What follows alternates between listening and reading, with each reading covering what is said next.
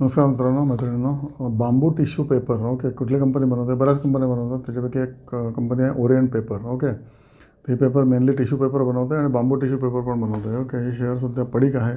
Okay, आणि 28 रुपयाला किंवा 25 रुपयाला असू शकतो आणि पीक याचा 58 रुपये किंवा तत्सम होता मे बी 2024च्या पीकला. आणि ट्रान्सफॉर्मेशन यार 24-25 असू शकतं, 25-26 असू शकतं याचं. ओके, इक्विटी याची 21 कोटी आहे. बॉरोईंग 400 कोटी आहे. नेहमी एक्सपान्शन करतात आहे. बुक व्हॅल्यू 72 आहे. मार्केट व्हॅल्यू फक्त 25 आहे. ओके, आणि फेस व्हॅल्यू 1 आहे याचा. लॉसमध्ये कंपनी आहे, त्यामुळे आता पी काही अवेलेबल नाही आहे. डेटर्स याचा 7 दिवस आहे फक्त. ओके, इन्व्हेंटरी 142 दिवसांची आहे, त्यामुळे प्रचंड इन्व्हेंटरी असू आहे याची. कॅश कन्व्हर्शन सायकल 30 दिवसाची आहे. आधी 80 डेजची होती. So it's okay kind of thing. Okay, आणि मॉडर्नायझेशन कंप्लीट केलेलं आहे.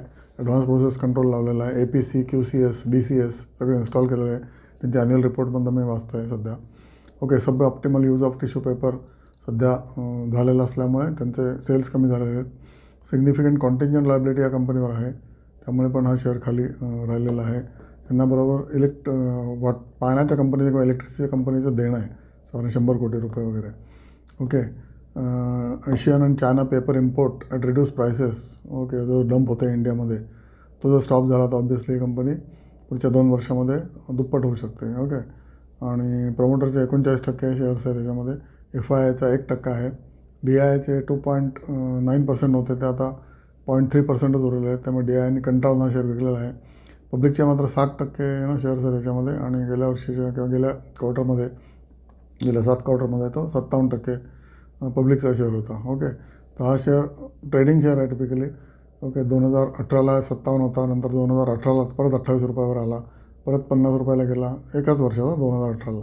नंतर 2020ला कोविडच्या वेळेला परत हा 14 रुपयावर आला, 14-16 रुपयावर. मग 2022ला 36 गेला, परत 22 आला, परत 57 गेला, किंवा 2023ला सप्टेंबर 23ला 57 होता, मग परत 40ला आला, मग परत 55ला गेला, 58ला गेला. आणि असा हा शेअर प्रचंड हलत असतो. त्यामुळे ट्रेडिंगचा शेअर आहे, हा इन्व्हेस्टमेंटचा शेअर नव्हे, हे लक्षात ठेवा.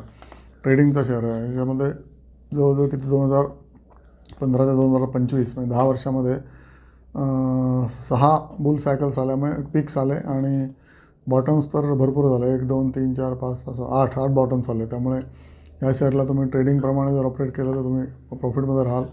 जास्त याच्यामध्ये हाव ठेवायची नाही. नेहमी 22, 23, 25ला आला की घ्यायचा आणि मे बी 31पासून विकायला सुरुवात करायची. आणि हायेस्ट ना मे बी 58 रुपीज और may be more than that. 40-50 रुपयाला तुम्ही जरी सगळे काढले तरी काही हरकत नाही आहे. ट्रेडिंग स्टॉक आहे हा. ओके, लक्षात ठेवा. थँक्यू.